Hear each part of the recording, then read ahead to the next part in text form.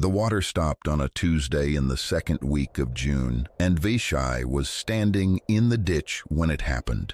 She had been in it since before light, up to her knees, clearing the winter's silt out of the last 40 yards with a shovel her husband had bought in 1884 and a wooden scraper her grandfather had made. And she was working in that half-attentive way a person works at a thing they have done 10,000 times, thinking about something else entirely, about whether the girl's shoes would last another season, when she noticed that the sound had changed. Water in a ditch has a sound. It is not loud. It is a low, continuous conversation that a person who grew up beside it stops hearing in the same way they stop hearing their own breathing. And it changes when the volume changes. And every woman in that village could have told you within an hour of when the flow dropped by ear from 400 yards away in her sleep. Vashai straightened up with the shovel in her hands. The water at her knees was going down. Not fast, it was simply quietly leaving, the way it does when something upstream has been shut, and the last of what is already in the channel runs on ahead and does not get replaced. She stood there and watched it go past her shins and then past her ankles, and then it was a brown skin of water half an inch deep moving over the mud, and then the mud began to shine and then to dull, and it took perhaps 11 minutes altogether. At the end of the 11 minutes, she was standing in a dry ditch in the bottom of a country that had grown wheat for 2,000 years. She did not shout, she did not run. What she did was to lay the shovel on the bank and climb out and sit down on the edge with her feet in the drying mud and work out what it meant in order. The way she did everything, it meant the wheat was gone, not damaged, gone.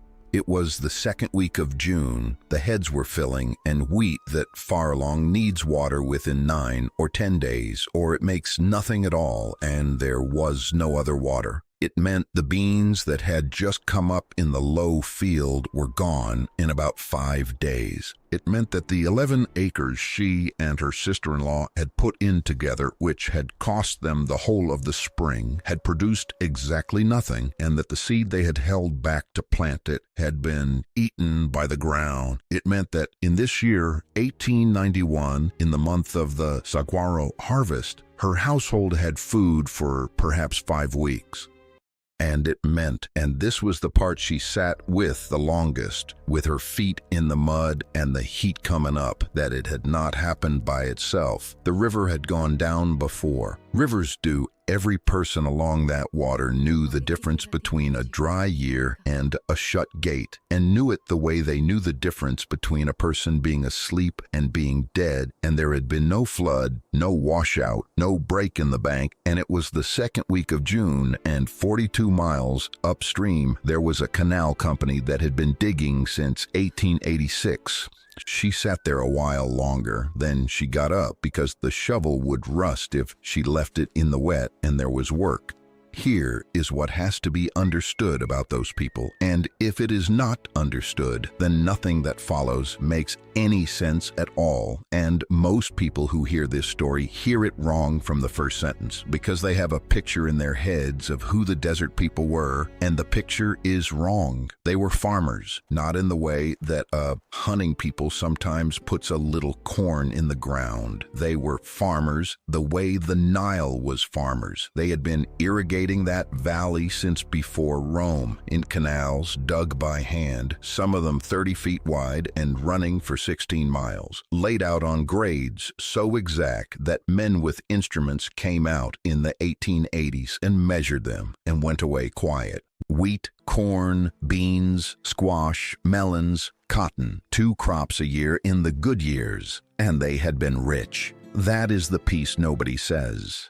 In the 1850s and 1860s, these people were the granary of the whole territory. When the emigrant trains came through starving, and thousands did, it was these villages that fed them, sold them wheat, sold them melons, and did not rob them, which is a matter of record and was remarked on with astonishment at the time. When the army came out to fight in that country, it was these villages that fed the army. In 1870, they sold 3 million pounds of wheat in a single season. They had been, in the plainest terms, a prosperous, settled, agricultural, law-abiding people who had never in their history made war on the United States and who had in fact fought on its side. And then the settlers came up the valley and dug their canals upstream and took the water out of the river above the villages, and the villages went dry. That is the whole story. There is no battle in it.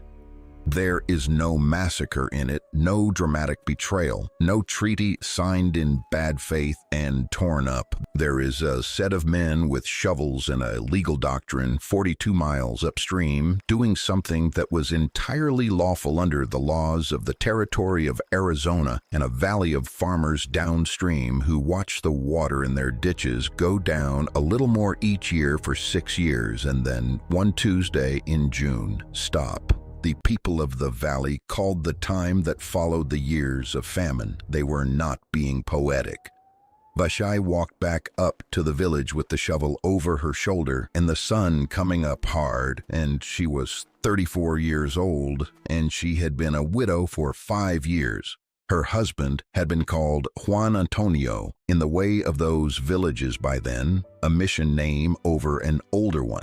And he had died in the fever season of 1886, in 4 days, along with 9 other people. He had been a decent, slow, patient man who was better with a shovel than with words, and who had laughed at almost everything. And he had left her the house, 2 ditch shares, a wagon with a cracked axle, and 2 children. The girl was 11 and was called Rosa, and was clever in a way that worried her mother. The boy was 6 and was called Miguel and had been sick twice that spring. There was also her husband's mother, who was 69 and mostly blind, and who still every single morning ground wheat for 2 hours with a stone she had brought into that house as a bride, and who would have gone on doing it if she had been on fire. That was the household. 4 people, one of whom worked in a country where the water had just stopped. She put the shovel against the wall of the house and stood in the ramada in the shade for a moment. Her sister-in-law came out. "It went," said Vashai. That was all she said, and it was enough. The other woman put her hand up over her mouth and stood there for a long moment, and then took it down and said in a completely ordinary voice, "How long for the beans?" 5 days, perhaps 6. Then we should pull the small ones tomorrow and eat them. And that was the entire conversation. And it is worth saying that this was not coldness. It was the opposite of coldness. It was 2 women who had between them 7 children and no men, standing in the shade at 7 in the morning at the exact moment their year's food ceased to exist, going immediately to the question of what could still be salvaged, because grief costs a day, and a day was not available. By noon, the whole village knew, and by evening they knew that it was every ditch, and not just theirs, and the men went up to the head of the main canal in the afternoon to look, which was 14 miles, and came back the next day and reported what everybody had already worked out. There was no water in the river, not low water, no water. A bed of dry sand 200 yards wide with cottonwoods dying along the edge of it, and 42 miles upstream a wooden headgate the size of a barn door standing open, and a canal running full and green fields on both sides of it, and men in that country who had been there 4 years and who had, under the law of the territory, a perfectly valid and legally recorded prior right to every drop of it. The meeting was held that night in the open ground by the old church, and about 300 people came, and it went on for 5 hours. Vashai sat with the women on the east side with her back straight and listened to all 5 hours of it. The old headman, who was called Kisto and who was 66 and who had been the keeper of the main canal for 19 years, said the thing that was true and that nobody wanted, that the water was not coming back this season, and that the question in front of them was not the water, but the winter. A man of about 40 stood up and said that they should go up there with 100 men and shovels and open the river back into its bed, and that the law had nothing to say to them because the water had been theirs for 1,000 years. And another man, older, who had been at the agency school and could read, stood up and said slowly that he had asked about this in Florence, and that under the law of the territory, the water belonged to whoever had first put it to beneficial use and filed a notice at the courthouse, and that no village on this river had ever filed a notice at any courthouse, because no village on this river had ever heard of a courthouse when it dug its canals. "We have used it for 1,000 years, said the first man. "Yes," said the man who could read. "And they have used it for 4, and they wrote it down." There was a silence in that meeting after he said it that Vashai remembered for the rest of her life. It was not a stunned silence. It was worse. It was the silence of 300 people who had all individually, over the last 6 years, worked out approximately that, and who had never heard it said out loud in one sentence before. Then a young man named Feliciano, who was 20 and who was her husband's brother's son, stood up in the back and said, "Then I will go and break their gate." And 4 or 5 other young men made a sound of agreement, and old Kisto said, without raising his voice at all, "Sit down." And the young man sat down, and every single person in that meeting understood that he had sat down for tonight only.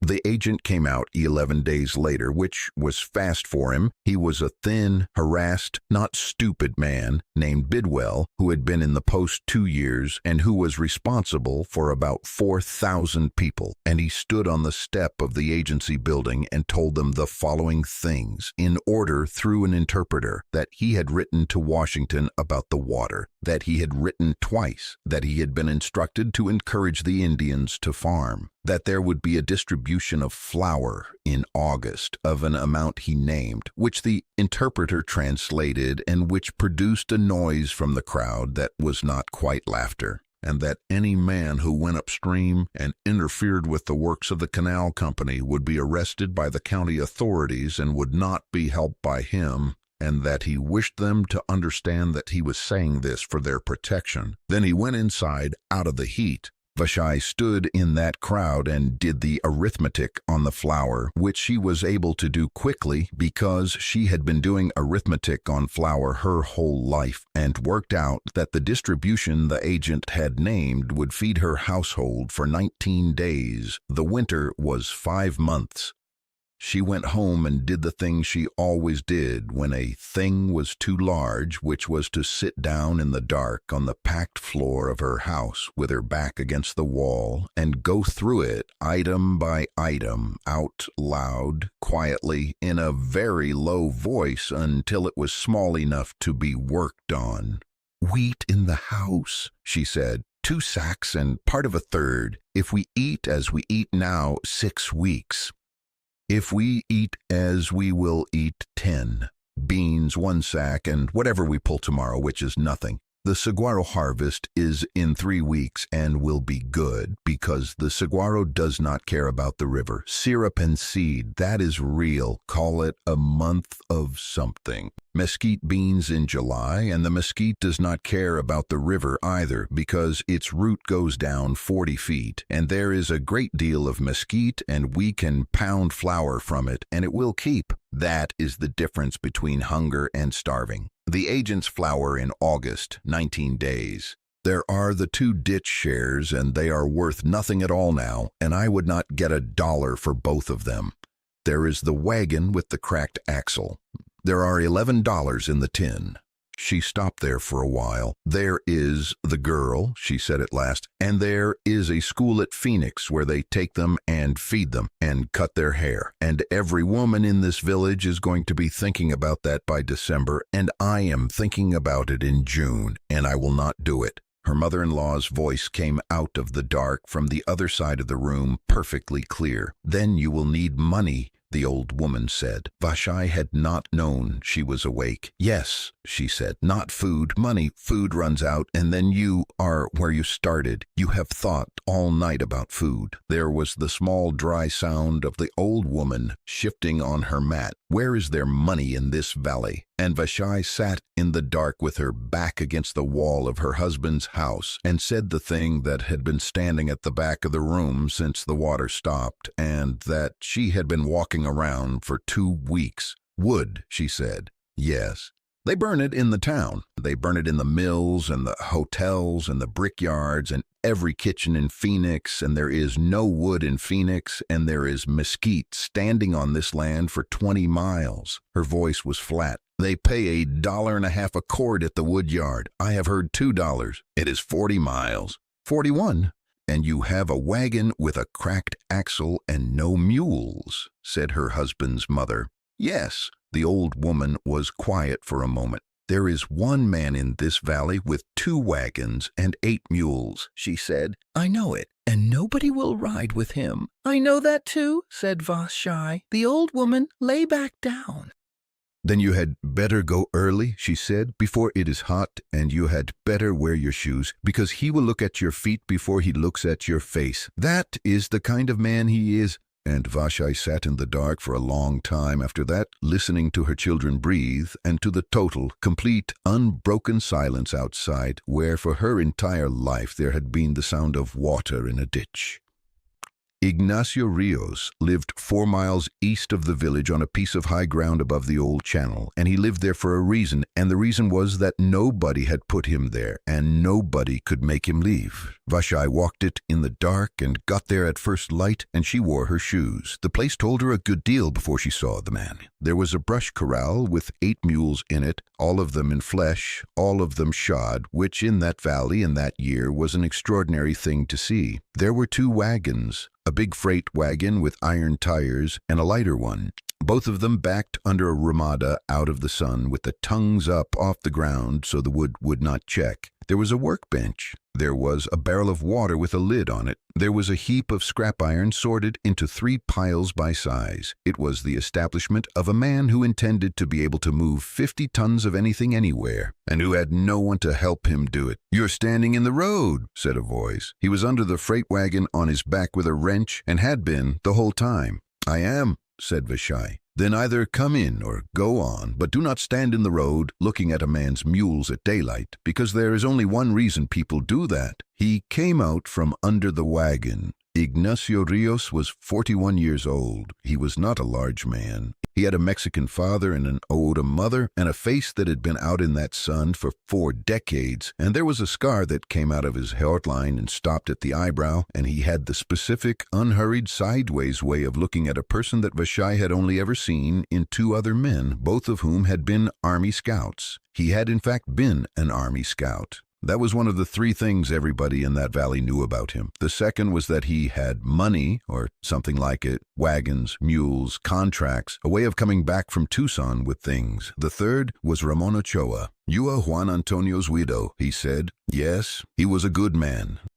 He sold me a Pleu point in 1885 and would not take what it was worth. He wiped his hands on a rag. "You have walked 4 miles before the sun. Say it standing up. I do not have anywhere to sit that is not the ground." And Vashai, who had spent the whole 4 miles building an approach with 3 stages in it, looked at the man's face and threw all of it away, exactly as a woman in another country, in another decade, had done in another man's lodge, for exactly the same reason, because there was no percentage in being clever at somebody who was going to see it. "The water is gone," she said. "The wheat is gone. There will be no crop this year, and there will be no crop next year unless something changes upstream, and nothing is going to change upstream. There are 4 people in my house and $11 in a tin. I am going to cut mesquite and haul it to Phoenix and sell it at the wood yards, and I do not have a wagon or a mule or any way at all of getting it there, and you have 2 wagons and 8 mules, and no one who will work with you."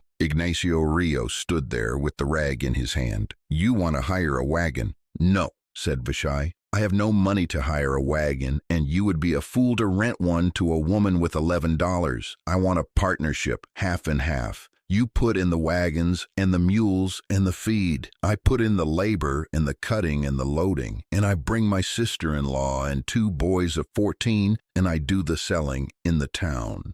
Why would I want you to do the selling? Because I have been in that town 9 times, and you have been in it 100, and in all 100 of those times they saw you coming from the far end of the street, said Vashai. You are a man who was a scout. Every freighter in the valley knows your face, and half of them hate you, and the other half are afraid of you, and neither of those things gets $1.75 out of a wood yard. A woman with 2 children on the seat gets $1.75 because the man at the yard wants to feel like a decent fellow for 4 minutes, and it costs him $0.25, and he will tell his wife about it at supper. There was a silence. That is a very ugly thing to say about yourself, said Ignacio Ríos. Yes, said Vashai. I'm going to be doing it twice a week until March, so I have thought about it. And he laughed, once, short, entirely without pleasure, the way a man laughs who has been alone long enough that the sound has gone rusty. He put her to work before he answered. That was the first thing she learned about him, and she came to understand later that it was not rudeness and not a test in the ordinary sense. It was simply that this was a man who did not believe one word anybody said and never had, and who evaluated human beings exclusively by watching them handle objects. Take that end, he said, and they spent 40 minutes getting a wheel off the light wagon, and she was strong and she was accurate, and she did not talk while she worked, and she did not let go of a thing before she had told him she was letting go of it. When it was done, he sat down on the wheel hub and looked at her for a while. Now, I will tell you why nobody works with me, he said. Because in about 9 days somebody in the village will tell you, and they will tell it wrong, and then you will be carrying 2 things at once. So I am going to tell it, and it is not a pleasant story, and I am not going to soften it. Say it. In 1884, I was a scout for the army out of San Carlos, he said. Everybody knows that part. What they do not say out loud in front of me is that in November of that year, I was with a column that came onto a rancheria in the mountains, and it was not a war camp, and there were 19 people in it, and 11 of them were women and children. And I had told the lieutenant the day before that it was not a war camp, and I told him again that morning, and he did what he did. He was looking at the ground. I did not fire that morning. That is the truth, and it is worth nothing because I had cut the trail and I had read it correctly, and I had brought 40 men to the mouth of that canyon, and a man who does that does not get to stand at the back and say he did not fire. He turned the wrench over in his hands. I drew my pay for 9 more months. I want that said too. I did not resign in disgust the following morning. I went on scouting until the money was enough for the wagons, and then I quit, and I have never told anybody why, and now I have told you. Vashai stood there in the early sun. And Ramon Ochoa, she said. Ah, said Ignacio Ríos, you do not waste time either. No. Ramon Ochoa was a freighter out of Florence, and he was drunk, and he came at me at the Sacaton crossing in 1888 with a knife in front of 6 people over a load I had taken off him honestly by bidding under him. He said it in the same flat voice.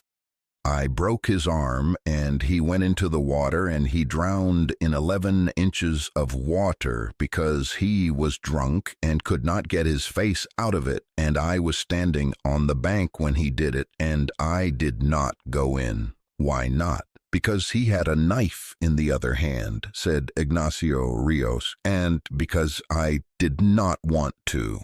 Both of those are true, and I have never been able to work out which one was on top, and I have had 3 years to sit here and think about it. He looked up at her. The justice at Florence held an inquest and said it was an accident in the course of an affray and let me go in one afternoon, he said. So there is your man, a scout who brought soldiers onto a camp of women, and a man who watched somebody drown. Both of those are things I actually did. There is no version where you find out later that it was all a misunderstanding, and I was a good fellow the whole time. Vashai considered it. She considered it for a long time, standing in the sun, and she was aware that the entire rest of her life was very probably being decided in that minute, and she took the minute. I do not care, she said. You should. I did not say I do not think it matters. I said I do not care, and I want to be exact with you because I am going to be on a wagon seat next to you for 11 hours at a time. She folded her arms. My son is 6 years old, and he was sick twice this spring, and if he is hungry in February, he will get sick a third time, and that will be the end of it. That is the whole of what is in my head. There is no room in it this year for the question of what kind of man you are. That is a cold thing." "Yes," said Vashai. "June was warmer. Ask me again in 5 years, and you may get a different answer, and it might even be a worse one." And Ignacio Ríos looked at her for a long moment and then stood up off the wheel hub. "Half and half," he said, "with 3 conditions. Say them. The mules eat first, before you, before me, before your children. If it ever comes to it, and in a bad winter it comes to it, the grain goes into the mules, because 8 mules is the only thing standing between this valley and the school at Phoenix, and a woman who cannot say yes to that today will cry about it in January, and I will not have it. Agreed? Second, you do not touch the money in the town.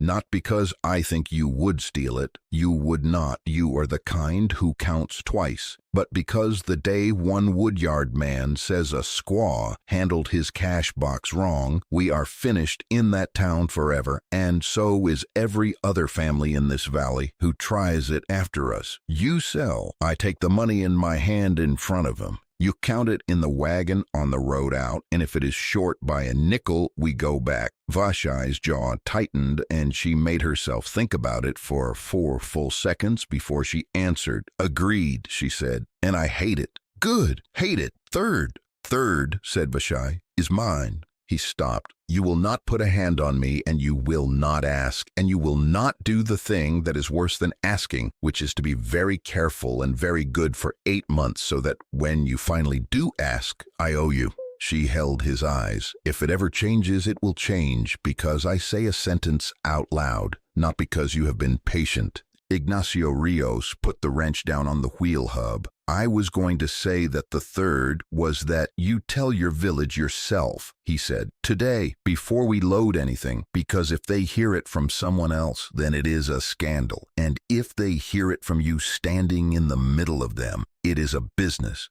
"Oh," said Vashai, "but we will have yours as well," he said, "and I will say the thing to it that a man is supposed to say, and then we will neither of us mention it again, because I am 41 years old, and I would rather be understood once than reassured every month." He picked up the wrench. "Agreed." She told the village that evening in the open, standing up, which is a thing that women in that place did not particularly do, and she did it anyway. It did not go well. A woman she had known her whole life asked, in the loud, pleasant voice people use for cruelty in public, whether Juan Antonio's mother had been consulted about the arrangement, and the old blind woman, who had been brought out and set on a chair for exactly this reason, because Vashai had planned it, said, "She was. I told her to wear her shoes," and there was a certain amount of laughter, and the question died there. A man asked what would be done with the money. "It will be mine," said Vashai, "and my children's, and I will not pretend otherwise. But I will tell any family in this village exactly what the yards pay, and which of them cheats, and where the water is on that road, and what the toll is at the ferry, and I will tell it for nothing to anybody who asks, forever. There is enough mesquite on this land for 40 wagons, and there is only one of me." Old Custo said nothing during any of it. He came to her house afterward in the dark and sat down, and she gave him water because there was nothing else to give anybody. "I'm not going to tell you not to," he said. "You would go anyway, and then I would have said a foolish thing out loud, and I am too old for that. I am going to tell you 2 things instead. Say them." "The first is that in 4 years there will be no mesquite," said the old man. Vashai was quiet. "You know it. I can hear that you know it. A cord is a cord, and it does not grow back in your lifetime. And every family in this valley is going to do what you are about to do, because there is nothing else. And in 4 or 5 years, a person will walk from here to the mountains and not find a stick." He looked at her. They took the water, and we will burn the trees to live through it, and then we will have no water and no trees. That is what is happening. I want one person in this village to be doing it with their eyes open, and I have decided it is going to be you. And the second thing?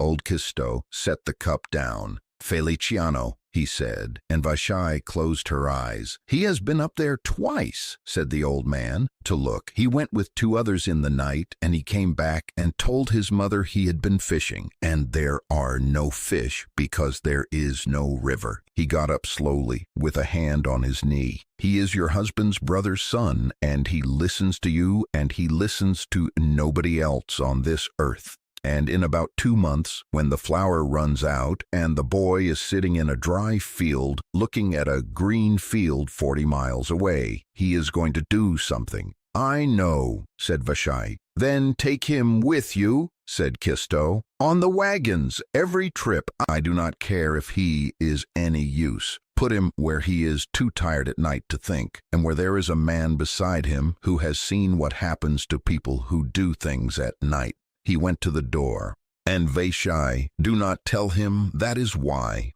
They cut for 9 days before they hauled anything. This is the part that gets left out of every telling, and it was most of the work. A cord of wood is a stack 4 feet by 4 feet by 8 feet, and it weighs, in dry mesquite, something over 4,000 pounds, and it does not exist in the world until somebody has made it exist with an axe. Mesquite is not a tree in the way that a person from a wet country understands trees. It is a low, black, iron-hard, spiteful thing with a crown wider than it is tall and thorns 2 inches long, and the wood in it will turn a bad axe and take the edge off a good one by noon. It burns hotter and longer than almost anything else on the continent, which is why the town wanted it, and it is hard for exactly the same reason. They went out at 3 in the morning to be cutting by 4, because by 10 the axe handle was too hot to hold, and by noon a person working in that heat was in real danger. Vashai cut with a single bit axe with a handle her husband had made. Her sister-in-law cut. The 2 14-year-olds, her sister-in-law's boy, and another dragged and stacked and were worth about 2/3 of an adult each. Feliciano, who had come on the second day without a word being said about why, cut like a man trying to injure the ground, and Ignacio Ríos worked the trimming and the loading, which sounds like the easy end and is not. On the 3rd morning, Vashai stopped and watched him because she had noticed something. He was loading the freight wagon with the pieces standing on end at the front and lying flat at the back, and he was putting the crooked stuff in the middle where it could not be seen, and he was doing it in a pattern. You are building it, she said. Of course I am building it. What did you think that you throw it in? Show me. And he stopped and looked at her for a second with something moving behind his face, and then he showed her, and it took an hour, and it was the first hour of the rest of their lives, although neither of them knew that. A woodyard man measures with his eye and then with a stick, he said. He is looking at the face of the load and the top of it, so the face is your straight pieces, butts out tight, and the top is flat and level like a table, because a load with a lumpy top looks like a cheat, and a load with a flat top looks like an honest measure even when it is exactly the same wood. That is not lying. The wood is all there either way. It is the difference between 175 and 1 1/4, and it takes 40 minutes. And the middle?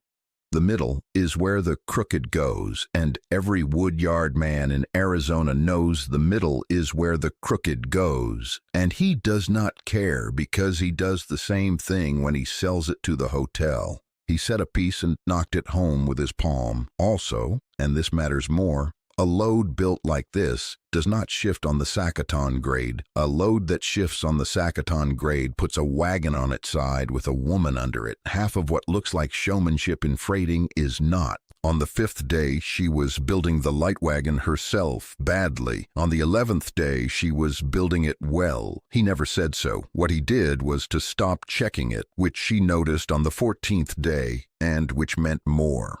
They went to town for the first time on the 2nd of July. They left at 2 in the morning with 2 wagons, the big one at 2.5 cords, the light one at 1.5, and 8 mules and 4 people and 11 gallons of water, and a bag of pinot and one of dried melon. And Vashai sat on the seat of the light wagon with the lines in her hands and her heart going like a bird, because she had never driven 4 mules anywhere in her life and had spent the previous week learning in a field. The road was 41 miles. It took them from 2 in the morning until 4 in the afternoon. And here is what it consisted of, because if it is not said plainly, then the money at the other end does not mean anything. 5 miles of good going in the dark on the old road below the village. Then the sand, 9 miles of it, a wash bottom where the wheels went into the felloes and the mules had to be talked through at 100 yards at a time, and where twice they had to unhitch the light wagon's team and double it onto the big one and pull it through and then come back for the other, which cost an hour and 40 minutes each time. Then the flats at daylight, which were fast and which was where you made up your time. Then the heat. By 9 in the morning it was over 100.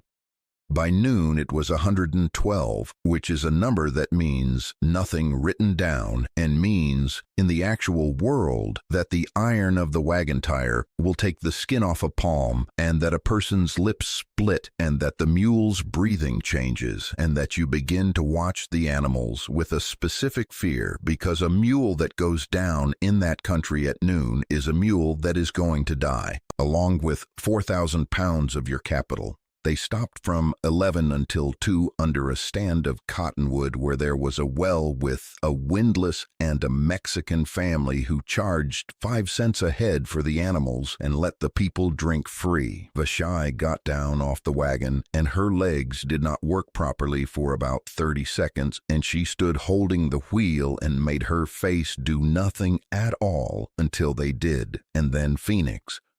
It was not much of a town in 1891, perhaps 3,000 people, but it had brick buildings, and it had a street with electric wires going down it, and it had an ice plant, and it had everywhere, in every direction, the thing that Vashai could not stop looking at: green alfalfa and June green squares, orange trees in rows, lawns, actual lawns in front of houses being watered in the middle of the afternoon by a Chinese gardener with a hose, water going into the air in a spray where it would evaporate, for no reason, because it looked well. Vashai drove her wagon past that lawn at a walk, and she did not say one word, and Ignacio Ríos on the wagon ahead did not look back at her, which was a kindness, and she understood that it was one. That water had been in her ditch 19 days ago, not metaphorically. That was the same water. It had come out of the same river 42 miles upstream of her house, through a head gate, into a canal, into a lateral, into a pipe, out of a hose, onto a lawn in front of a house belonging to a man who sold hardware.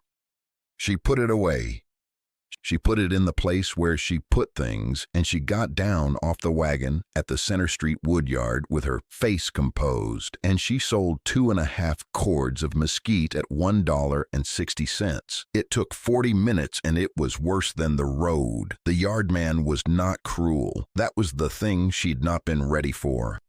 He was a heavy, sweating man of 50 in a waistcoat who called her auntie and who talked past her to Ignacio twice before she moved half a step to put herself back in front of him, who told her the wood was green when it was 2 years dead, and she showed him the check cracks in the butt ends, who said $1.25, and she said $1.75, and he laughed like a man being teased by a child and said $1.30, and she said in careful English, "There is no other mesquite in this yard," which was true because she had looked at his stacks before she said good morning, "and there is a brickyard on Jackson Street." He stopped laughing then and looked at her properly for the first time, and it was not a nice look, but it was the look he would have given a man. $1.60. $1.60, said Vashai, and you take the light wagon too at the same, and we come every week Thursday. Every week until March. And the yardman looked at the 2 loads and did the arithmetic that every buyer in the world does, which is not about today, and said Thursday, and counted $6.40 into Ignacio Rios's hand. They camped that night on the edge of town by the canal running full, 4 feet deep, with a good current making the exact sound that her own ditch had made on the 11th of June, and Vashai lay awake listening to it for 4 hours. At some point, Ignacio said, out of the dark, "You can move further off. There is room. I can hear it from anywhere in this town." "Yes," he said. A while later, she said, $6.40. $6.40, less $2.40 for the 4 days of cutting if we are counting labor at the going rate, which nobody does, less the mule feed, which is real, call it 70 cents, less 5 cents a head at the well twice. His voice was completely level. Call it $3.50 of profit and split it, and it is $1.75 each for 11 days of work by 6 people. Yes. You want me to say something about that? No, said Vashai. I want you to tell me how to make it 4 loads instead of 2. And there was a pause in the dark, and then Ignacio Ríos said in a completely different voice, a working voice, awake, almost young, "Right, now that is the correct question, and there are 5 answers, and 3 of them are bad. Sit up." And they sat by a dead fire on the edge of Phoenix from about midnight until nearly 3 in the morning and worked out a business, which was that the sand in the wash was costing them 4 hours a trip, and that there was an older road around it that added 6 miles of hard flat going and saved 2.5 hours, which nobody used because it was longer, and that they would use it. That 2 wagons with 4 mules each was wrong, and that 3 wagons, the 3rd one being her own with the cracked axle, which he could fix in a day with a piece of wagon iron, could be run with the same 8 animals if they staged them, which meant leaving a loaded wagon at the well and coming back for it, which meant somebody sleeping out with it, that the Center Street yard was not the best price, and that the brick yards paid less per cord, but took unlimited quantity and did not care about the load's face at all, and that the correct answer was to sell the pretty wood to Center Street and the crooked wood to the brickyard from the same trip. That they should be selling to the Chinese vegetable gardeners who bought in half cords for cash and who were the only buyers in that town who had never once looked at Vashai's face in a particular way, and that the whole thing turned on water and grass on the road, and that if they could get one reliable place to stop, the trip went from a 2-day thing to a 30-hour thing. Somewhere in the middle of that conversation, Vashai realized she had stopped being frightened of him, and had stopped even a little while ago, and had not noticed at the time. By the middle of August, they were running 4 cords a week. By September 6, it was not a fortune. In the whole of that autumn, Vashai's half came to something in the neighborhood of $81, which is not a large sum of money in any year, and out of it, she bought 400 pounds of flour, 60 pounds of coffee for trade, a pair of shoes for Rosa and a pair for Miguel, a new axe, a wagon sheet, 12 yards of cloth, a doctor from Tempe who came out once and looked at Miguel's chest and said the word bronchitis and charged $3, and 100 pounds of barley for the mules that she paid for herself out of her own half and did not tell Ignacio about, and which he found out about in about 4 days and did not mention for 2 years. And it was not just them. That was the other thing that happened that autumn.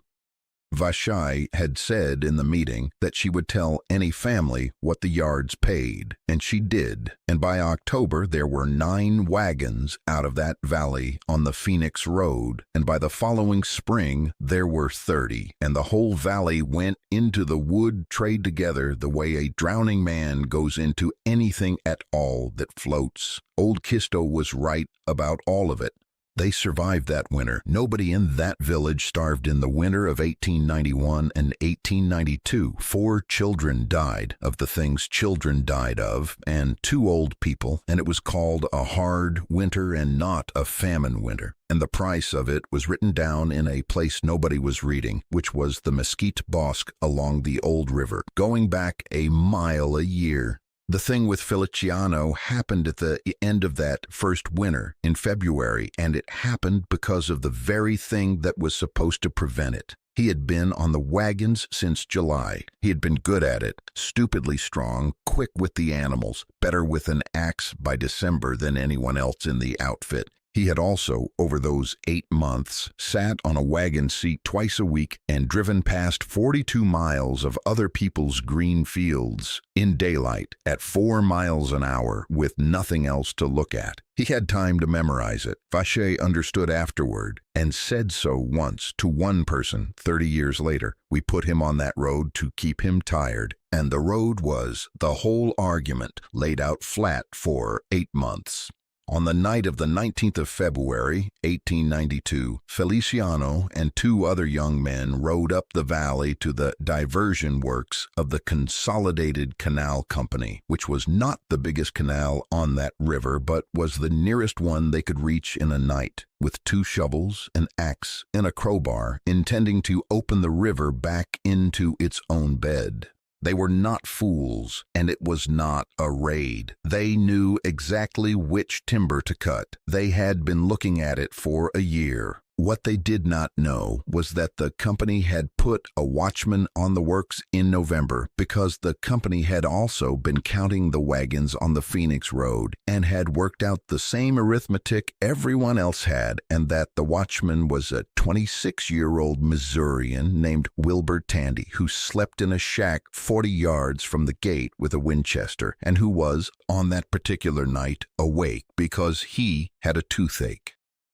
What happened at the head gate took less than 90 seconds, and there were 5 people there, and afterward there were 4 accounts of it, and no 2 of them agreed, and one of them was given under oath by a man who had every reason to lie and who may not have been lying at all. Here is what is not in dispute. The 3 young men were at the gate at about 1:30 in the morning. Feliciano was on the timber with the crowbar. Wilbur Tandy came out of the shack with a lamp in one hand and a rifle in the other, and shouted at them from about 30 feet. There was no exchange of words that anybody could reconstruct because Tandy shouted in English and the 3 of them ran, and Tandy fired once into the air. Everyone agreed about the shot into the air and then came forward along the top of the canal bank at a run in the dark, carrying a lamp on a bank that was 11 feet high with the canal running full at the bottom of it. And he went into the water. And he did not come out. They found him at daylight 200 yards down, against a check gate, with the rifle still in his hand, which is the detail that convinced most people who thought about it honestly. A man who has been struck or pushed drops what he is holding. He had a fractured skull from the rifle stock or the bank or the check gate and water in his lungs. Feliciano came home at 4 in the morning and woke Vashai up by standing in her doorway, making a sound she had never heard a person make.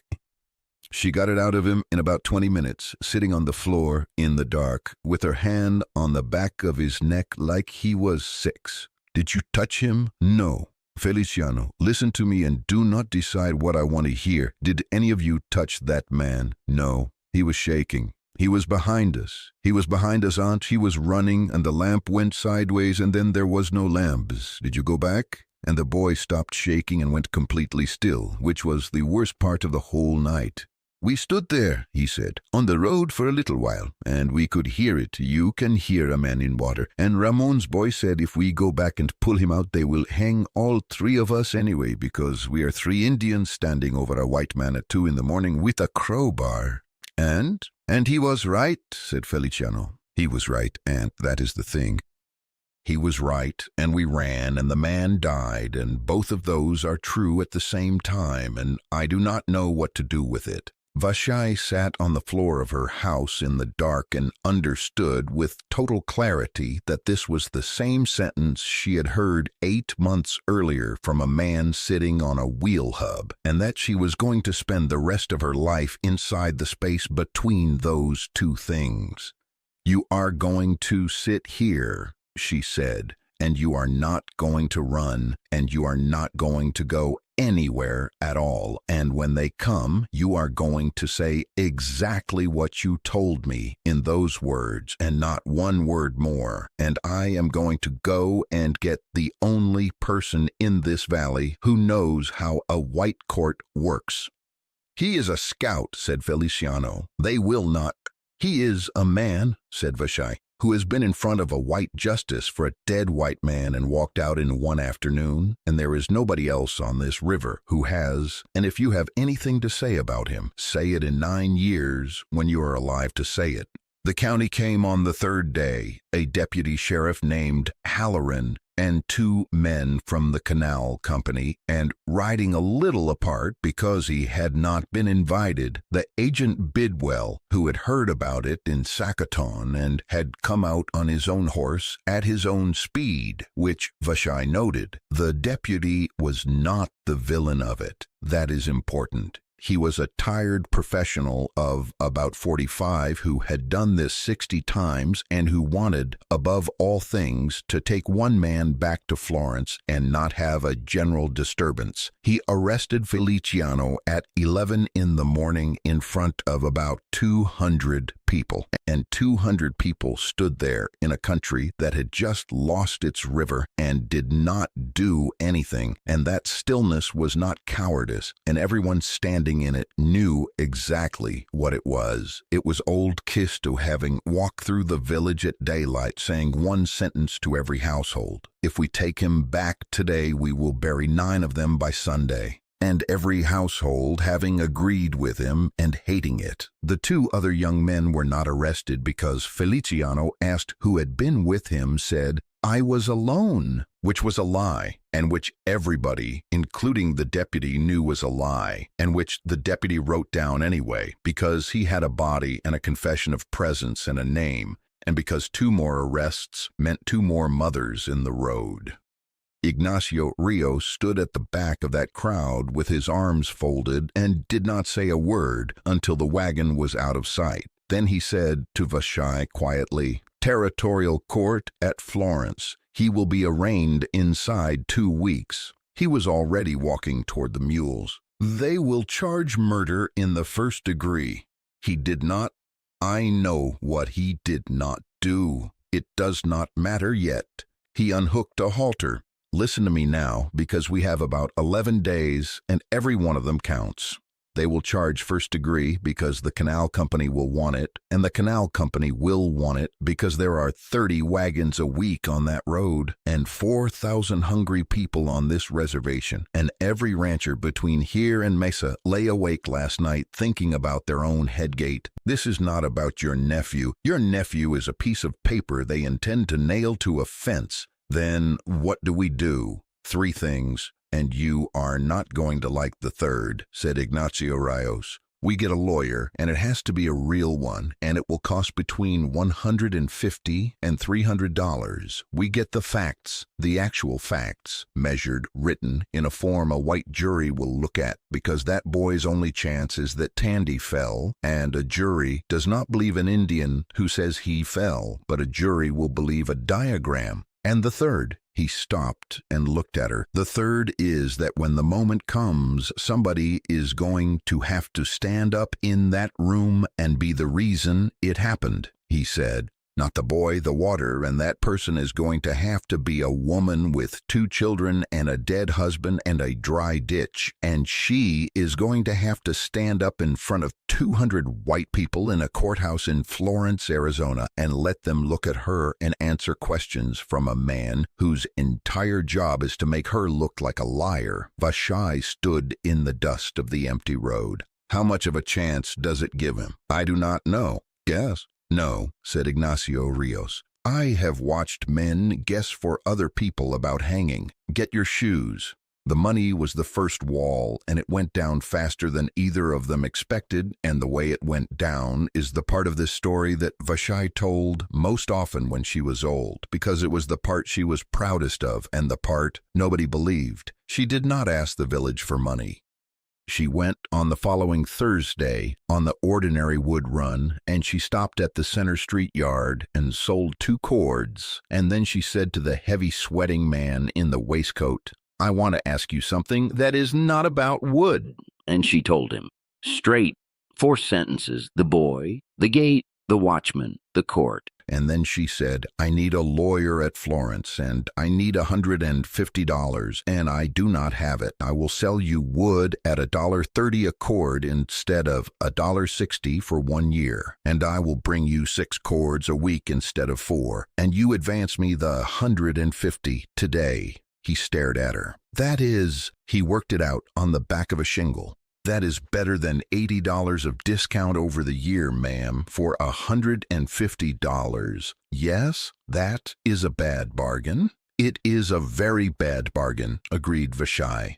"It is also the only one I have got, and you are going to take it because you have been buying my wood for 8 months, and I have not been late once, and I have not shorted you once, and because the alternative is that you say no to me now, and I go to the brickyard on Jackson Street with all 6 cords, and you buy your mesquite out of Tempe at $2.40 for the rest of your life." There was a long silence in the wood yard. "You are a hard woman," said the yard man. "I have had a hard year," said Vashai. He went into the office and came out with $150 in an envelope and a piece of paper for her to make a mark on, and she read the paper first, slowly, with her finger out loud in English, which took 4 minutes and which she made him wait through, and then she signed it with her name in letters, which she had learned to write in 1889 for no reason she could have explained at the time. And here is the thing that she told at the end when she told it. On the way out, she got up on the wagon seat and looked at Ignacio Ríos, and he was sitting there looking at the envelope, and his face had come completely apart for about 1.5 seconds before he got it back. "What?" she said. "Nothing." He said, "Say it." And Ignacio Ríos picked up the lines and said, looking straight ahead down Center Street, "I have known 4 men in my life who could have done what you just did, and 3 of them are dead, and none of those 4 could have done it in a second language." The lawyer was called Thomas Vane Pettigrew, and he was 33 years old, and he was, in the plainest terms, not a very good lawyer, and he was the 6th one they asked. The first 4 said no in various ways, the 5th said yes, and then the following morning said no and did not meet Vashai's eyes when he said it, and she found out 4 months later that he did business with the canal company. Pettigrew said yes in about 11 seconds, which should have been a warning, and it partly was, and it partly was not, because the reason he said yes was that he was a Kentuckian of good family and no money who had come out west in 1889 with an enormous quantity of ambition and a small quantity of ability, and had worked out correctly that a capital case in a territorial court with a newspaper in the room was the fastest thing available to a young man who wanted to be noticed. He was vain, he was talkative, he interrupted Vashai 3 times in the first meeting, and he did the following 4 things that saved a man's life. He demanded and got a delay of the trial from April to October. He went out to the head gate himself in the heat in a linen suit and stood on the canal bank for 2 hours. He hired for $11 of Vashai's money a surveyor from Mesa to measure the bank, the slope, the distance from the shack door to the point where the body entered the water, and the depth and velocity of the canal, and to draw it to scale in ink on a sheet of paper 30 inches wide. And he listened to Ignacio Ríos. That last one was not nothing. Vashai had been braced for the lawyer to look at Ignacio's face and hear the word scout and write him off, and instead Pettigrew took one look at the notebooks and said, "Good God, man, you keep records like a quartermaster." And Ignacio said, "I was one," and that was the entire negotiation. Because the other thing about Ignacio Ríos, the thing that nobody in the valley knew because it was not a story anybody would repeat, was that he had spent 11 years around the United States Army, and the United States Army, whatever else it was, wrote everything down. He had 6 pocket notebooks and a tin box under his bed. In them, in a small, tight hand, in Spanish and English mixed, were the dates of every haul he had made since 1888, the weight and the price, the condition of the road, and, because he was a freighter and water was his life, the depth of the river at the Sacaton crossing, measured against a marked cottonwood, roughly twice a month for 4 years. "That," said Pettigrew, very slowly, holding one of the notebooks in both hands like a communion plate, "is not evidence in a murder trial. No, that is evidence in a water case. That is, my God, do you know what people would pay?" "Mr. Pettigrew," said Vashai. The lawyer came back down. "Yes, quite. October," he said. "The boy first. That summer was the worst one. It is easy to lose that in a story about a trial, to skip from February to October the way a court calendar does, and it should not be skipped, because the 8 months between the arrest and the trial were the months that actually broke people, and the trial was only the part that got written down. The second year without water was worse than the first for a reason that surprised everybody, which was that in the first year a family still had last year's seed, last year's tools, last year's fat, and a certain amount of the thing that keeps people upright, which is the belief that this is an event. In the second year they understood it was a condition. By June of 1892, the mesquite within 4 miles of the village was cut out. By August, it was 6 miles, which added 2 hours to the front end of every trip and meant hauling the wood to the wagon instead of the wagon to the wood. In July, the agent's flour came, and it was less than the year before, because the appropriation had been cut. And Bidwell stood on his step and read out the figure, and Vashai always gave him this. Said in a voice that carried, "I have written 11 letters. I am going to keep writing them. I want you to know that I know this is not enough." And then went inside and shut the door, and a month later he resigned. In August, Miguel got sick for the 3rd time. It was 9 days. It started as the cough he always got, and turned into the thing where a child of 7 lies on a mat, breathing 48 times a minute with the muscles pulling in between his ribs, and Vashai sat on the floor beside him for 9 days, and did not go on a single wood run, and did not sleep more than 2 hours at a stretch. And on the 4th day, her mother-in-law made a preparation of a plant that grew in the washes, and Vashai gave it to him. And on the 5th day, Ignacio Ríos rode to Tempe, and came back at 2 in the morning with a doctor who charged $8, and who said the word pneumonia, and said that there was nothing to be done except keep him warm and get water into him and wait, and who was honest enough to add, if he is going to live, he will turn on about the 9th day. He turned on the 9th day, and on the 10th day Vashai walked out of the house at daylight, and got about 50 yards to the dry ditch, and sat down on the bank of it, and cried for 11 minutes, the only time in the whole of the years of famine that anyone saw her do it, and then washed her face in a cup of water that had been hauled 4 miles, and went back and started grinding. Ignacio Ríos, who had run the wood for those 9 days alone with 2 boys because there was nothing else useful he could do, was sitting on the wagon tongue when she came back past. He did not say anything about it. What he said was, "There is a thing I did not tell you about the Center Street contract, and you are going to be angry. Say it. The discount to $1.30. I have been making it up out of my half." He was looking at a hame strap and not at her. "Since February, so that your half stayed at the old rate. It comes to about $31, and I am telling you now because you would have found it in the count by November, and then it would have been a betrayal instead of a stupidity." Vashai stood there. "That was my debt." "Yes." "For my sister's son?" "Yes." "Then why?" And Ignacio Ríos turned the hame strap over and said the longest sentence he had said in 8 months, "Because in November of 1884 I stood at the mouth of a canyon and let something happen to people who had not done anything, and I have understood every day since then that there is no arrangement of my life that undoes it. No amount of hauling wood, no amount of $31, nothing. It does not balance. It is not a debt with a bottom. He set the strap down. But I have also worked out that a man in that position has exactly two choices, and they are to sit on a hill by himself for the rest of his life being sorry, or to be useful to somebody in front of him, knowing perfectly well that it does not count for anything. And I sat on the hill for 7 years, and I am tired of it. He stood up. That is all. Do not make it into more than it is. I am not asking for anything, and you told me not to, and I have not.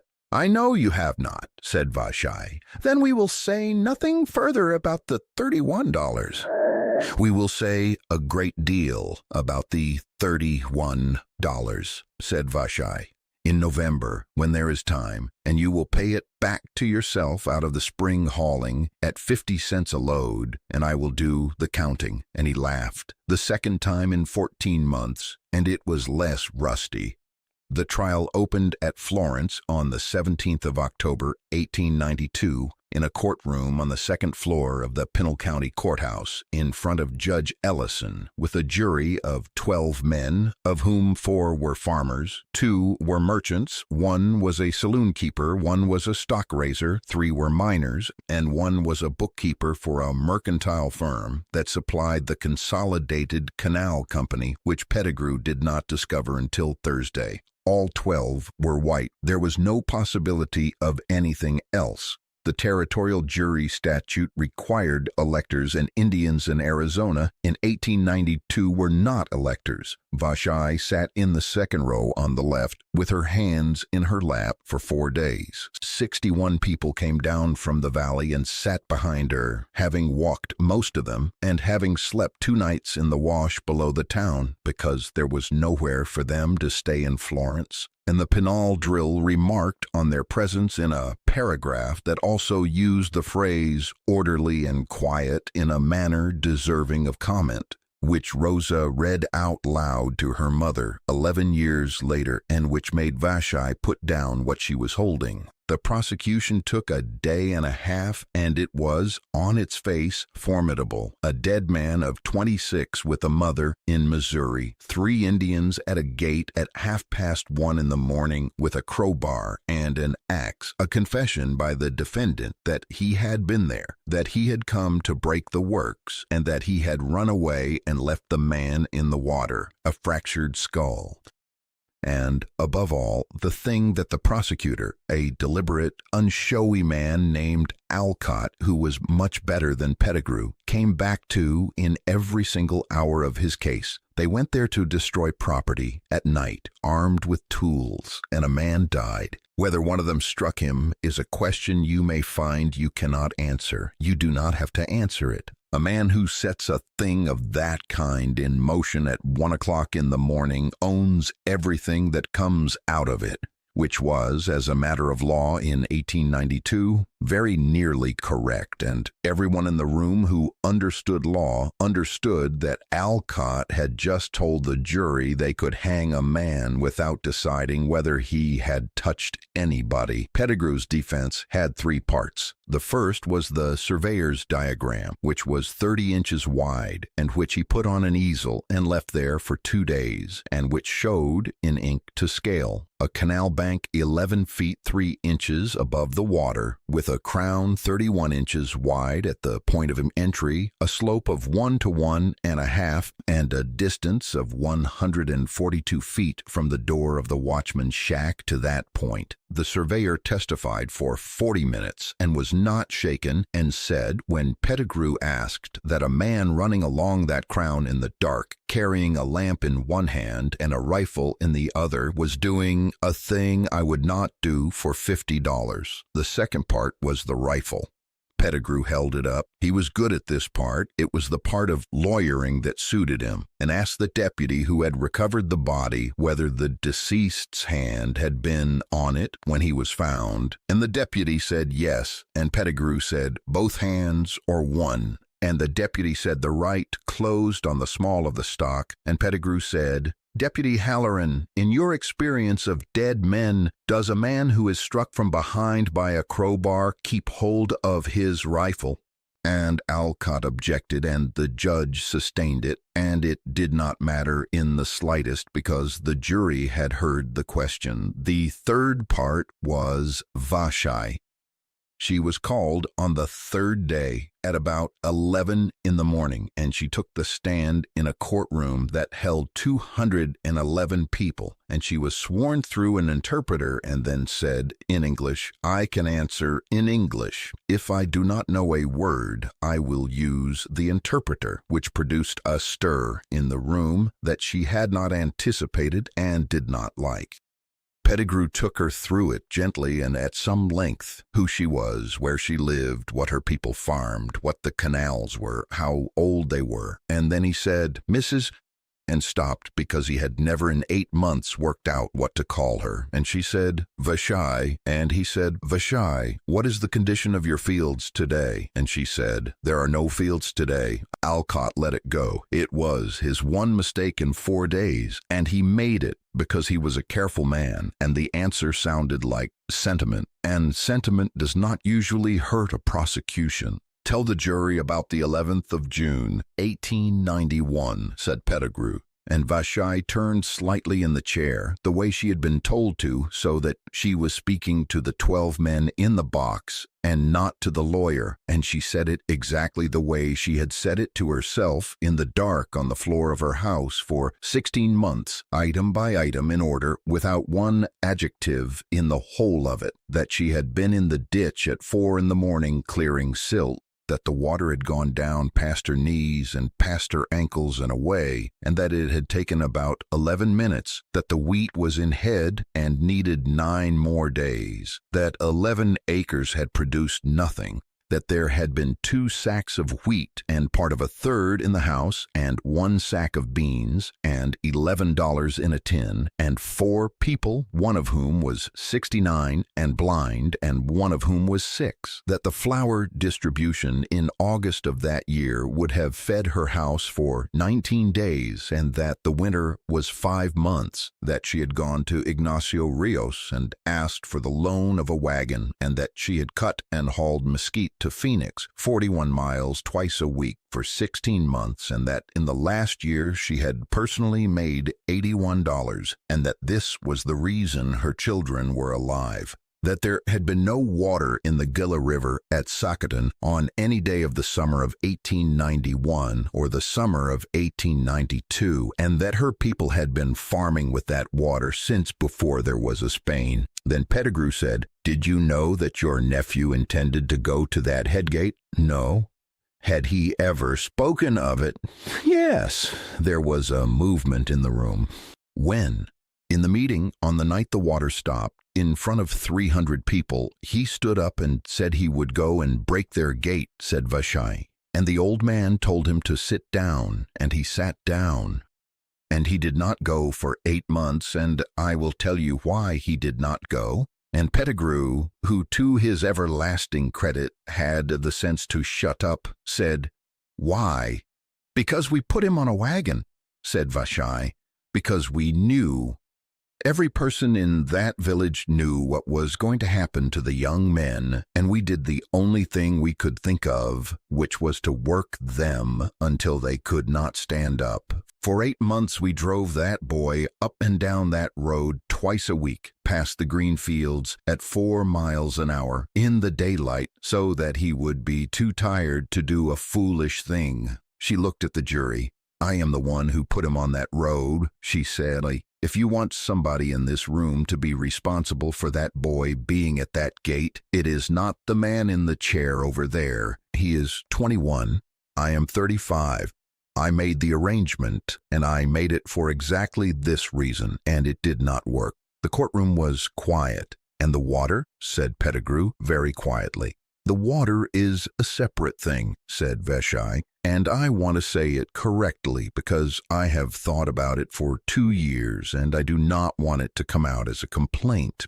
She put her hands flat on the rail. That young man who died was 26 years old, and he was doing a job at night for wages, and he had a toothache, and nobody has said his name in this room in 3 days, except to say what was broken in him. His name was Wilbur Tandy. He came out from Missouri. Somebody is going to have to write to his mother and tell her how it ended, and I hope they do it better than they would do it for one of mine. A man in the third row put his hand over his face. He was not our enemy, said Vashai. He was a watchman. He was standing between a hungry man and a piece of wood for $1 a day for people who live in Phoenix and who have never seen that gate. And my nephew was not his enemy either. 2 poor men met in the dark at a gate that neither of them built, and one of them fell in the water and the other one ran. And now you are being asked to hang him for it, and the men who dug the canal are not in this room, and they are not going to be in this room, and that is the whole of what I have to say. Alcott's cross-examination took 50 minutes, and it was skillful, and it was merciless, and it was, in the end, the thing that won the case, although he did not know that until Friday. He did not attack her story because he could not. What he did was attack the frame.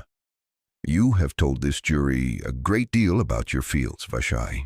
Were your fields at the head gate on the night of February 19th? No. Was your wheat crop there? No. Was your ditch there? No. Then may I suggest that every word you have said this morning, however affecting, has precisely nothing to do with how Wilbur Tandy came to be in 11 feet of water. And Vashai said, you may suggest it. Is it true? And she took her time, 4 or 5 full seconds, which in a courtroom is an age. And then she said, no, because if the water had been in my ditch, that boy would have been asleep in his mother's house that night with a full belly, and your watchman would be alive. She looked at him steadily. You are asking me whether the water was at the gate. Sir, the water is the only thing that was at that gate. Everything else there was a consequence. Alcott stood there for a moment. Then he said, no further questions, and sat down, and Pettigrew wrote in the margin of his notes in a hand that shook slightly, she has done it. Ignacio Ríos was called on the 4th morning, and he was on the stand for 2 hours and 11 minutes, and it went badly for the first 40 minutes, and then it did not. Alcott had done his work. He got the scouting out in the first 4 questions, San Carlos, the pay, the years, and then he went straight at the Sacaton crossing and Ramon Ochoa, and there was an objection and an argument at the bench, and the judge let it in on the question of credibility. And for 9 minutes, Ignacio Ríos sat in a chair in front of 200 people and answered questions about a man drowning in 11 inches of water. He did not embroider it. He said the same 11 sentences he had said to Vashai on a wheel hub, in the same order, in the same voice, including the part about not being able to work out which reason was on top. And the strangest thing happened, which Pettigrew, who was not an intelligent man but who was an observant one, described in a letter to his brother in Louisville that week. The prosecution set out to show the jury a dangerous half-breed, and instead showed them the only witness in 4 days who admitted a thing against himself without being made to. I watched 2 of the farmers lean forward. Alcott felt it and could not stop, because stopping would have been an admission. He went on for 6 minutes past the point where he had won, and by the end, the man in the chair looked like a penitent, and my client looked like his ward. Then it was Pettigrew's turn, and he did the notebooks. 6 pocket notebooks entered into evidence, passed to the jury. 4 years of river depth at a marked cottonwood at the Sacaton crossing, taken twice a month by a freighter for his own business reasons, years before anybody had thought of a lawsuit. 1888, 3 feet 4, 2 feet 11, 3 feet 1. 1889, 2 feet 6, 2 feet 2. 1890, 1 foot 9, 11 inches, 4 inches. 1891, June, sicko. 1892, sicko. The bookkeeper on the jury, the one from the mercantile firm that supplied the canal company, asked through the judge whether he might see the 1890 book again. He held it for a long time. The jury went out at 20 past 3 on Friday the 21st of October and came back at 9:40 the next morning, manslaughter in the second degree, 4 years in the territorial prison at Yuma. Vashai did not move when it was read.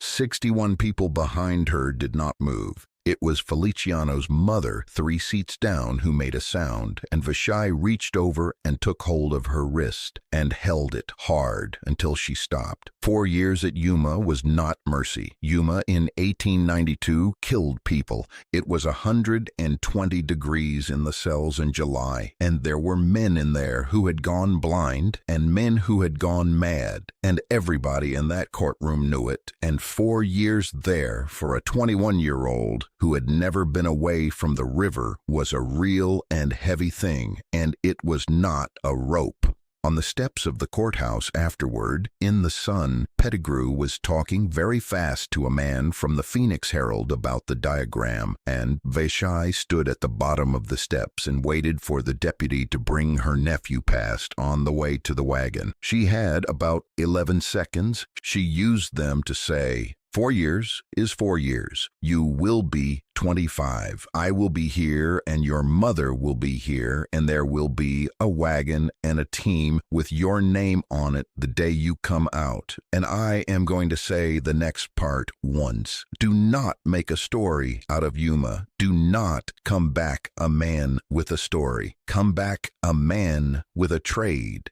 And Feliciano, who was crying and who was trying not to, said, Aunt, the water is not yours, said Vashai. It is mine now. Go. He served 2 years and 7 months and was released early in May of 1895, and he came out with a trade because Yuma had a harness shop and he had asked for it on the second day. But a great deal happened in those 2 years and 7 months. The first thing was that the trial did what Alcott had been afraid of and Pettigrew had been praying for, which was that it got into the newspapers, and not just the territorial ones. The Phoenix Herald ran it, and the Tucson Citizen ran a hostile version of it, and then in January of 1893, a religious weekly in Philadelphia printed 2 columns under the headline, The Starving Farmers of the Gila, and reprinted in full, without comment, the surveyor's diagram and a table of the river depths out of a freighter's notebook. And a woman in Boston who belonged to a society for the protection of the Indians read it and wrote to a senator. It would be a good and satisfying thing to say that this fixed it. It did not fix it. What it did was produce, in 1893, a special agent of the Indian Office who came out to the valley for 11 days and wrote a report. And the report was accurate and detailed and damning, and said in terms that the Pima had been reduced from self-supporting prosperity to destitution by the diversion of their water by white settlers upstream, and that the government had a plain obligation to build a storage dam. And then the report went into a drawer in Washington, and another one was written in 1896, and another in 1901, and the Coolidge Dam on the Gila, built to store the water for the Pima villages, was completed in 1930, 39 years after Vashai stood in a ditch and listened to the sound change. She was 73 years old, and she went to look at it. The second thing that happened in those 2 years and 7 months was that the wood ran out. Old Kisto had said 4 years. It was closer to 6 because the valley was bigger than he thought, but it happened exactly the way he had said it would happen. First the 4-mile ring, then the 8, then the 12, and by 1897 a man was hauling 11 miles to reach the cutting, and by 1901 there was, along 30 miles of the old river, essentially nothing left standing that was worth an axe. They burned the bosque to live, every family, including hers, including, most of all, hers because she was better at it than anybody.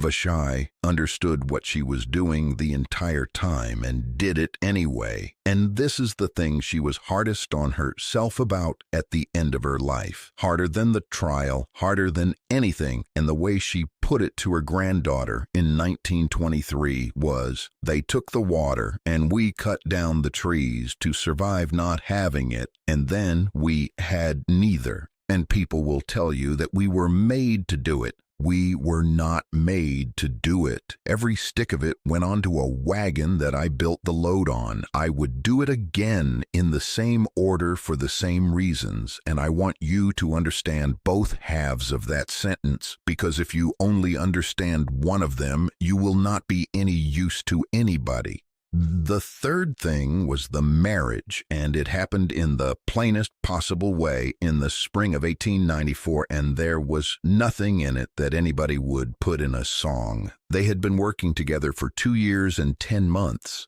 In that time, he had never touched her and had never asked, and had kept that agreement so exactly that Vashai had, somewhere around the second winter, stopped being aware of it as an agreement. What changed was a wheel. They were 19 miles out on the Phoenix Road in March with 4 cords up, and the offside rear tire came loose, shrunk in the dry, which happens, and the fellows started to work, and if that wheel came apart on the grade, the wagon went over. They got it off. They got it into the water at the well and left it soaking for 3 hours to swell the wood, which is the field repair. And they sat under a cottonwood in the heat, waiting for a wheel to drink. And Vashai said, without any preparation at all, "I'm going to say the sentence now." Ignacio Ríos went very still.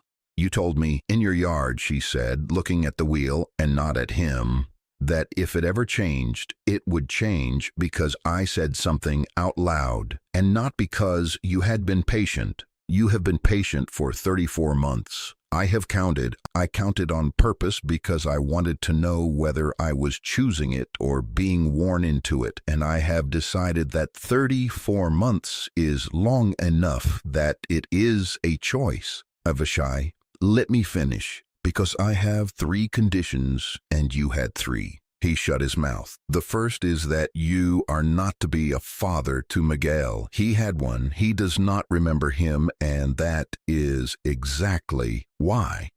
You are to be the man who taught him mules, and if in 10 years he calls you something else, that will be his business and not yours." "Agreed."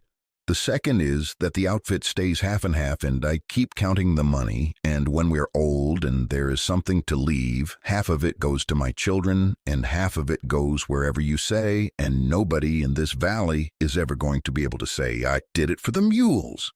"Agreed." "The third," said Vashai, and here she did look at him, "is November of 1884. Ignacio Ríos looked at the ground. "You are going to tell me the whole of it," she said, "not the 11 sentences, the whole of it once in daylight, with the names if you know the names and the number of them and what you saw, and I am going to sit here and listen to all of it, and I am not going to say that it was not your fault, because I do not know whether it was, and neither do you. Why? Because you have carried it alone for 10 years, and it has made you into a man who lives 4 miles from everybody with his mules," said Vashai. "And because I am about to put my children in that house, and because a thing that is only ever said in 11 sentences turns into a stone, I am not going to take it off you. I am going to know what it weighs." And he told her. It took about 40 minutes, and she did not interrupt once, and when it was done she said nothing at all for a long time, and then she said, 19, and he said, 19, and she said, "Do you know any of the names?" And he said, 2, and she said, "Say them." And he said them, and that was the first time in 10 years that either of those names had been said out loud by anybody. Then the wheel was ready, and they put it on and drove 19 miles into Phoenix and sold 4 cords at $1.55. They were married in the summer, and there was no feast because it was 1894, and there was nothing to feast with. There were about 40 people, and old Kesto, who was 69 by then and had 6 months to live, said the words, and Vashai's mother-in-law, who was 72 and completely blind, was walked out and sat on a chair in front and said, in a carrying voice at the end, he looked at her shoes first. I told her he would, which is the only joke anybody made in the whole of the years of famine that got remembered. Rosa was 14 and did not speak to him for 4 months. Then in October, she asked him to teach her to drive 4 mules, and he did, and she was better at it than her mother by Christmas, and that was the end of that. They had 1 child together, a daughter born in 1896 called Elena. And there is a thing about that birth that Vashai told exactly once to Rosa when Rosa herself was pregnant in 1901, and it was this, that she was 39 and it was a bad birth and it went 2 days, and that at some point in the second night she became certain she was going to die, and that what she thought about was not her children and not God, but the 11 minutes in the ditch, the water going down past her knees, and that she lay there and thought with a kind of fury that she said afterward was probably what kept her alive. No, not with the river still theirs. That is not a nice thing to have in your head at such a time, she said to her daughter. No. But you asked me what carried me through it, and it was that, and I would rather tell you the truth than the thing they say in church. Feliciano came home on the 11th of May, 1895, on the train to Maricopa, and then 30 miles in a wagon, and the wagon was driven by Ignacio Ríos, who had gone down to get him because Vashai had said that a man coming out of Yuma should not be met by a crowd of women crying at him in a road. They drove 30 miles and said perhaps 200 words the whole way, and the last 4 miles they did not say any, and when they came up to the village, Feliciano said, "Stop." Ignacio stopped. The young man got down and stood in the road and looked at the country for a long time, and what he was looking at was this: no mesquite. Where there had been a bosque along the old channel thick enough that a boy could get lost in it, there was open ground and stumps and a few sticks of catclaw, 12 square miles of it gone in 4 years into the stoves of Phoenix. They cut it, he said. We cut it, said Ignacio Ríos. Feliciano stood there. Is there anything left at all? There is 11 miles out toward the mountain, and it will last 3 years, and after that this valley will have to find another way to live, and there is not one. Ignacio kept his hands on the lines.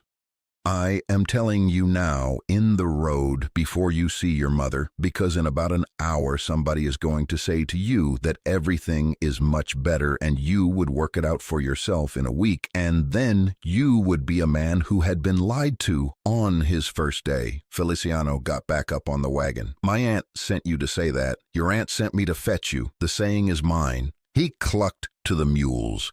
I have been in a place where they told me things were fine. It is worse than the other thing. He had come out with a trade, as instructed, and it turned out to be the making of him and of a good many other people, because a harness maker in a valley with 300 wagons in it is not a poor man, and by 1899, Feliciano had a shop with a bench and 2 apprentices, and by 1911 he had the contract for the agency and a house with a wooden floor. He never went near a head gate again in his life. He also never said Wilbur Tandy's name out loud, not once, in 54 years, and every year on the 19th of February he did not work. He would open the shop and sit in it and not work, and if a man came in, he would say the harness would be ready tomorrow, and the whole village knew, and nobody ever asked him about it, and his own children did not learn why until after he was dead. In 1938, when he was 66, a young man from a university came around the valley with a notebook collecting recollections of the water, and he asked Feliciano about the famine years, and Feliciano talked for 2 hours about canals and wheat and the price of a quart of mesquite in detail with dates, and was an excellent informant. At the end, the young man asked him whether he had ever known anyone who had gone to prison over the water, and Feliciano said, yes, one man. He was a fool, and he was 20, and he thought the trouble was a piece of wood. And that was the whole of the answer, and the young man wrote it down and did not know what he had. The rest of it can be told quickly because the rest of it is 30 years long and mostly consists of people getting up in the morning. The wood trade held until about 1901 and then died, and the valley went into the second phase of the famine years, which was worse and which almost nobody writes about because there was no drama in it at all. Men going out to work for wages on the very canals that had taken their water at $1 a day, and women taking in washing at the agency, and families breaking up, and this is the part Vashai had seen coming in June of 1891 while sitting on a floor in the dark. Children going to the schools, in numbers because the schools fed them. Rosa did not go. Miguel did not go. Elena went at 11 in 1907, and it was Vashai's own decision, and she made it with her eyes open the way she made everything. And Elena came back at 16, able to read and write and keep books, and having lost most of her language, and worked in the agency office for 31 years, and was the one who found the 1893 report in a file drawer in 1934 and made a copy of it and sent it to a lawyer in Washington. Make of that what you like. Vashai did at some length for the rest of her life and never came to a settled view. Miguel, the boy who breathed 48 times a minute for 9 days in August of 1892, grew up narrow-chested and never was strong, and became of all things a very good farmer on 11 acres of allotment land with a pump and a gasoline engine in 1919, and lived to be 74. The pump is worth a sentence. That is how the valley came back in the end, in the years before the dam, not with the river, but with well pumps, hundreds of them pulling up the water that the river was no longer putting down, which worked and which was expensive, and which is still, 100 years later, the thing that Valley argues about. Rosa married in 1901 and had 6 children and outlived 4 of them, and died in 1969 at 89 in Phoenix in a house with a lawn, which her mother would have had something to say about, and which Rosa was perfectly aware of every single time she watered it. Old Kisto died in the winter of 1894. 200 people came. The last thing he ever said about the water, according to 3 people who were there, was, "I was the keeper of a canal for 22 years. Write that on nothing." Just remember that the canal was there. The agent Bidwell, who resigned in 1892, went into the hardware business in Los Angeles, and in 1904 sent the agency, unsolicited, with no letter attached, a crate containing 11 dozen pencils and 40 slates for the school. Thomas Vane Pettigrew, the Vane young Kentuckian, rode the trial for everything it was worth, ran for the territorial legislature in 1894 and lost, ran again in 1896 and lost, took to drink and died of it in 1907 at 48 in a rooming house in Prescott. Vashai heard about it 11 months later. She said, "He put the diagram on the easel and left it there for 2 days, and nobody had told him to do that. And then," she said, "somebody should have looked after him." Alcott, the prosecutor, became a judge, and in 1908 ruled in a small and technical water case in a way that surprised everybody, and there is no evidence at all that the 2 things are connected, and Vashai believed until she died that they were. Ignacio Ríos died in the second week of March 1917 at 67 of a heart that stopped while he was shoeing a mule, which is exactly how he would have arranged it if he had been consulted. He and Vashai had been married for 23 years. There is one story about the 2 of them that got told in that valley for about 40 years afterward, and it is not about the trial or the water. It is from around 1909, when they were both old and the outfit was down to 1 wagon and 4 mules, and Feliciano's boys did most of the hauling. A man came out from Phoenix, some kind of promoter with a plan involving a canal and shares, and he came out to talk to the old freighter because the old freighter knew the ground, and he sat in the ramada and talked for an hour and a half, and Ignacio Ríos said almost nothing, and at the end the man said expansively, the way such men do, "Well, sir, and what do you think? You know this country better than any man alive. If a fellow had the capital, what would you do with that river?" And Ignacio Ríos said, "I would ask my wife." And the man laughed, and Ignacio Ríos waited until he had finished laughing, which took a while, and then said in a perfectly friendly voice, "No, I am not making a joke, and you are in her house.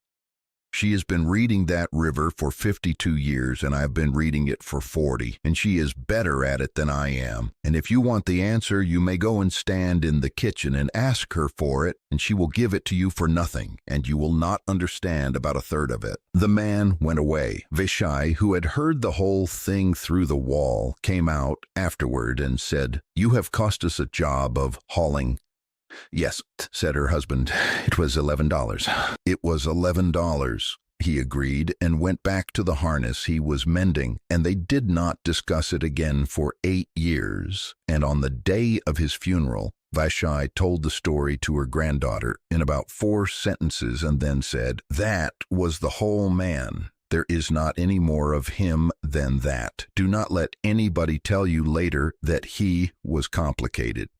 She lived 13 years after him. She was, by the 1920s, the oldest person in that village and one of the last 4 people alive who had worked a full ditch, who could say, from memory, in the middle of an ordinary conversation, what the flow had been in a particular lateral in a particular spring in 1878. Men from the Indian Service came out twice with typewriters and asked her about the old canals, and she answered every question they put to her precisely for hours, and they were unfailingly polite to her, and both times she said the same sentence at the end, and both times they did not write it down. "You are asking me where the ditches were. Ask me where the water went." She told the story of the 11 minutes perhaps 200 times. She never once told it with an adjective in it. Her granddaughter, who heard it from the age of 5, said that it never varied by a word, and that as a child she had assumed this meant her grandmother had made it up,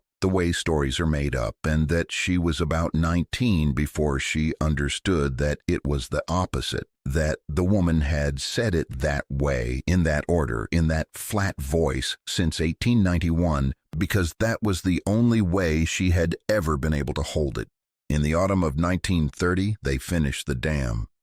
It is 120 miles up the Gila at a place called San Carlos, and it is an odd-looking thing, a multiple-dome dam, 3 great concrete arches on 2 towers, and when it was dedicated in March of that year, there was a ceremony, and a president of the United States came out on a train and made a speech, and a humorist who was famous at the time stood up in front of the crowd and looked at the empty reservoir behind the dam, because it was a dry year and there was nothing in it, and said, "If this was my lake, I'd mow it." Everybody laughed. It was reported in the newspapers all over the country. It is the single best remembered thing about that day. Vashai was 73 years old, and she was not at the dedication, because nobody asked her, and because it was 120 miles. She went in October, with Miguel driving, in a Model T truck that belonged to Feliciano's harness shop, and it took 2 days, and she sat in the cab the whole way with her hands in her lap and a shawl she did not need, because the boy kept saying she would be cold. They stopped above it in the afternoon, and there was water. Not much. The reservoir was low that first autumn, and it would be years before it filled properly, and it has never in the century since been full for long. But there was a sheet of it lying in a canyon that had been dry ground, going on out of sight around a bend, blue and then gray, where the cloud shadow was on it, and it was, at that moment, more water than Vashai had seen in one place since 1889. Miguel got out and stood by the fender and waited for his mother to say something. She looked at it for a long time. How much of it comes to us? She said at last. They say enough for 50,000 acres, half of it to the reservation and half to the white land below. Half. Yes, then it is half, said Vashai. And half of a thing is not the thing, and I am too old to pretend otherwise, and too old to spit at it either. She put her hand out of the window into the wind coming off the water. I am going to say something, and you are going to think it is bitter, and it is not. Say it.